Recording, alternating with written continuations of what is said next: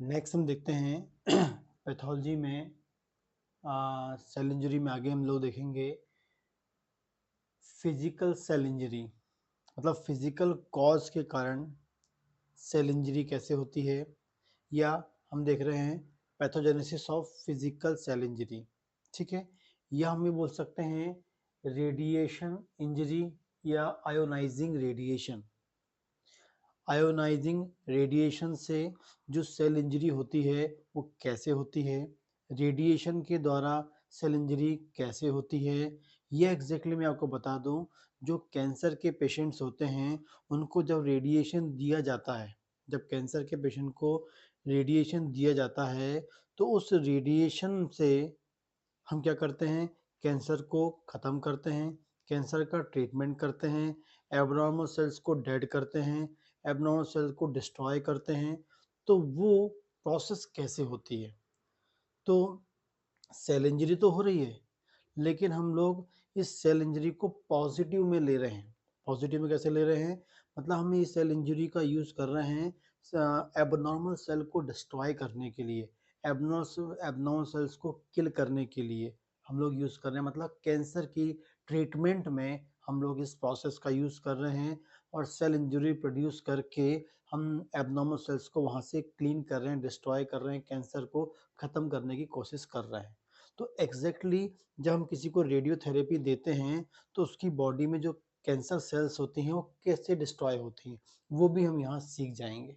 ठीक है, तो एग्जाम में आ सकता है रेडिएशन रेडिएशन इंजरी आ सकता है, आयोनाइजिंग रेडिएशन सेल इंजरी आ सकता है, या पैथोजेनेसिस ऑफ फिजिकल इंजरी आ सकता है। ठीक है, pathogenesis of physical cell injury के अंतर्गत आपको रेडिएशन लेना है। ठीक है, तो जब रेडिएशन देते हैं तो सेल में क्या होता है, हर सेल में साइटोप्लाज्म होता है और हर साइटोप्लाज्म में क्या काय का बना है, वाटर का बना है। सेल को जब हम लोग किसी कैंसर सेल के ऊपर रेडिएशन देते हैं तो कैंसर सेल भी सेल है, सेल का भी क्या है, साइटोप्लाज्म है, और साइटोप्लाज्म में क्या है, वाटर है। तो जैसे रेडिएशन देते हैं तो वहाँ पर क्या होता है, उस सेल के अंदर का जो वाटर है उसमें होता है रेडियोलिसिस। तो वाटर का क्या होगा, रेडियोलिसिस होगा। और मैंने इससे पहले भी आपको बताया है, जब भी वाटर का रेडियोलिसिस होता है तो वहाँ पर फॉर्म होता है ऑक्सीजन फ्री रेडिकल, जिसका नाम है OH माइनस या हाइड्रोक्सिल रेडिकल फॉर्म होता है, जो सबसे toxic, very dangerous, very effective cell को डिस्ट्रॉय करने वाला होता है। OH माइनस या हाइड्रोक्सिल जो आपका ऑक्सीजन फ्री रेडिकल वो प्रोड्यूस होता है यूटिलिसिस ऑफ वाटर के कारण। ठीक, और जैसे ही प्रोड्यूस होता है तो क्या करता है, प्रोलिफरेटिव सेल्स, मतलब एपिथेलियल सेल्स की हम बात कर रहे हैं। हमारी बॉडी में दो टाइप की सेल होती हैं, एक होती है प्रोलिफरेटिव सेल्स और एक होती है non proliferative cells. Proliferative cells वो होती हैं जैसे आपको चोट लगी, वहाँ की सेल डिस्ट्रॉय हुई और फिर से नई सेल आ गई। मतलब ऐसी सेल जिसमें रीग्रो करने की, प्रोलिफरेट करने की, रीजनरेट होने की प्रॉपर्टी होती है। और दूसरी होती है नॉन प्रोलिफरेटिव सेल्स, ऐसी सेल्स जो एक बार डैमेज हुई फिर से वो रीग्रो नहीं कर पाती हैं, जो एक बार डिस्ट्रॉय हुई फिर से वो ग्रो नहीं कर पाती हैं, तो उन्हें बोलते हैं नॉन प्रोलिफरेटिव सेल्स। तो दो सेल हमारी बॉडी में है, प्रोलिफरेटिव और नॉन प्रोलिफरेटिव। प्रोलिफरेटिव मतलब रीग्रो करने की प्रॉपर्टी, और नॉन प्रोलिफरेटिव मतलब रीग्रो करने की प्रॉपर्टी उसमें नहीं होती है। तो हम पहले बात करते हैं प्रोलिफरेटिव सेल्स जो हैं, उसकी हम एग्जांपल ले लिए एपिथेलियल सेल्स जो हैं। ठीक है, तो वहाँ जो हमारी प्रोलिफरेटिव सेल्स होती हैं वहाँ पर रेडिएशन होता है, वहाँ पर हम रेडिएशन देते हैं या वहाँ धोखे से रेडिएशन हो जाता है। देखिए यहाँ पर हम मैंने बताया कैंसर के पेशेंट में कैसे कर रहे हैं, और कई बार धोखे से भी किसी को रेडिएशन के संपर्क में जा सकता है, तो दोनों में एक ही प्रोसेस होनी है। ठीक है, तो जैसे ही वो प्रोलिफरेटिव सेल के संपर्क में रेडिएशन जाता है तो प्रोलिफरेटिव सेल्स के वाटर में रेडियोलिसिस चालू हो जाती है, और वहाँ पर क्या फॉर्म होता है, हाइड्रोक्सिल रेडिकल फॉर्म होता है, और जो डीएनए को डैमेज करता है, किसको डैमेज करता है, डीएनए को डैमेज। OH हाइड्रोक्सिल रेडिकल जो होता है वो क्या करता है, सेल के डीएनए को डैमेज करता है। सेल के डीएनए को डैमेज करेगा तो सेल का जो डीएनए है उसका जो प्रोसेस होता है, या रेप्लिकेशन का जो प्रोसेस होता है, या प्रोटीन फॉर्मेशन का जो प्रोसेस होता है, वो कैसा हो जाएगा, इनहिबिट हो जाएगा, रुक जाएगा। OH माइनस हाइड्रोक्सिल ग्रुप आया, वाटर से हाइड्रोक्सिल ग्रुप बना, उसने डीएनए को डैमेज कर दिया, डीएनए में वो क्या हो जाएगा, डीएनए प्रोसेस को इनहिबिट कर देगा और फाइनली क्या हो जाएगा, वहां पर सेल डेथ हो जाएगी। वहां पर क्या हो जाएगी, सेल डेथ हो जाएगी। और जब सेल डेथ हो जाएगी, कौन सी, प्रोलिफरेटिव सेल, ऐसी सेल जो प्रोलिफरेट होती है, सेल डेथ हो जाएगी। तो उस सेल को अब मान लेते हैं बॉडी के अंदर अंदर कहीं कोई सेल डेथ हो गई। क्यों डेथ हो गई, इस प्रोसेस से सेल डेथ हो गई। तब वो जो सेल डेड सेल है वो उस एरिया के लिए बहुत खराब है, यूजलेस है। तो उस एरिया से उस सेल को क्लीन करने के लिए, साफ करने के लिए, वहां से उसको डिस्ट्रॉय करने के लिए, डेड सेल तो पड़ी है लेकिन उसको भी क्लीन करने के लिए वहां एक प्रोसेस होती है जिसे हम बोलते हैं एपोप्टोसिस। क्या बोलते हैं, एपोप्टोसिस। आगे हम लोग देखेंगे पूरी प्रोसेस क्या होती है, एपोप्टोसिस क्या होता है।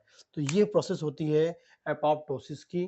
ठीक है, तो जब भी प्रोलिफरेटिव सेल्स पे रेडियोलिसिस, प्रोलिफरेटिव सेल्स के ऊपर रेडिएशन का अटैक होता है, चाहे आपको मतलब कैंसर के पेशेंट में दे दें या फिर एबनॉर्मली कहीं रेडिएशन के संपर्क में आप आ जाते हैं, तो उस सेल के अंदर का जो वाटर है, उस वाटर में रेडियोलिसिस होता है, OH माइनस फॉर्म होता है, डीएनए को डैमेज करता है, डीएनए का फंक्शन इनहिबिट होता है, फाइनली आपकी सेल फंक्शन नहीं कर पाती है, सेल डेथ हो जाती है। और उस डेड सेल को वहां से क्लीन करने के लिए वहां पर होती है एपोप्टोसिस। क्या होती है वहां पर, एपोप्टोसिस का प्रोसेस वहां पर होता है। अभी हम लोग आगे देखेंगे। ठीक है, सेपरेट लेक्चर होगा इसमें एपोप्टोसिस का। फिर देखेंगे नॉन प्रोलिफरेटिव सेल्स जो होती हैं, जैसे एग्जांपल बोलते हैं हम लोग न्यूरॉन। न्यूरॉन जो होती है नॉन प्रोलिफरेटिव सेल्स होती है। और ये नॉन प्रोलिफरेटिव सेल्स मतलब एक बार डैमेज होने के बाद फिर से ये सेल फॉर्म नहीं होती है। तो इस न्यूरॉन में, जब न्यूरॉन भी सेल है, सेल में वहां वाटर होगा, साइटोप्लाज्म होगा, वाटर होगा।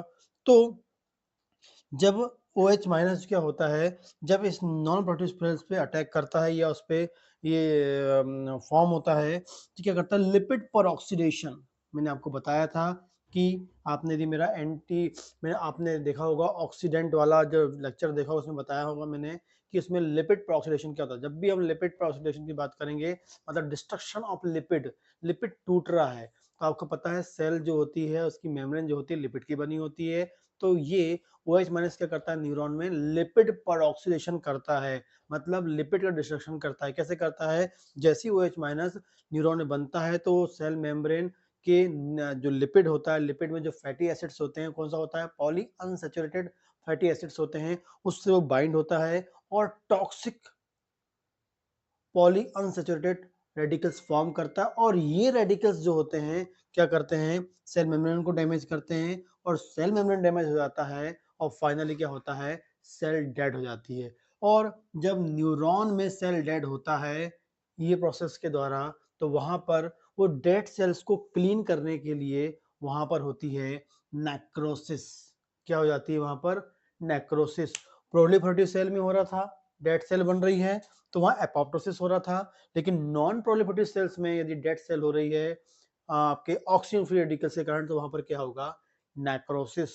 ये बहुत ही इंपॉर्टेंट प्रोसेस है, आपको पता होना चाहिए।